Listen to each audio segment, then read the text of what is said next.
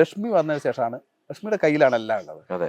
അപ്പോൾ ലക്ഷ്മിയാണ് ഓരോരുത്തരെ എന്ത് ബൂസ്റ്റപ്പ് ചെയ്യണം, ഓരോരുത്തർക്ക് എങ്ങനെ കൊടുക്കണം, അവരെ ചോദിച്ചത് എടുക്കുന്നതും അവർക്ക് കൊടുക്കുന്ന മോട്ടിവേഷൻ അല്ലെങ്കിൽ അവർക്ക് കൊടുക്കുന്ന ആവേശം, ഇതൊക്കെ ആ ലക്ഷ്മിയുള്ള എന്താ പറയാ, അവളാണ് ആങ്കർ എന്ന് പറയാം, അവളാണ് അതിന്റെ നട്ടല് എന്ന് പറയാം.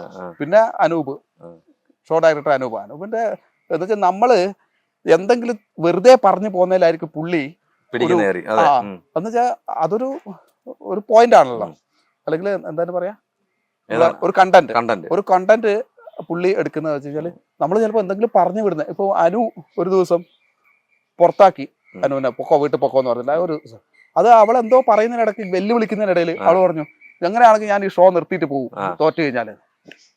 പുള്ളി അതൊരു കണ്ടന്റ് ആക്കി ആ പോയിന്റിൽ പിടിച്ചിട്ട് പിന്നെ അത് ബിൽഡപ്പ് ചെയ്ത് അവളെ കരഞ്ഞ് അവളെ അവിടെ പോയിരുന്ന കരച്ചിലും ആ അനു തോറ്റു കഴിഞ്ഞാൽ പോകുന്നല്ലോ പറഞ്ഞു പൊക്കോ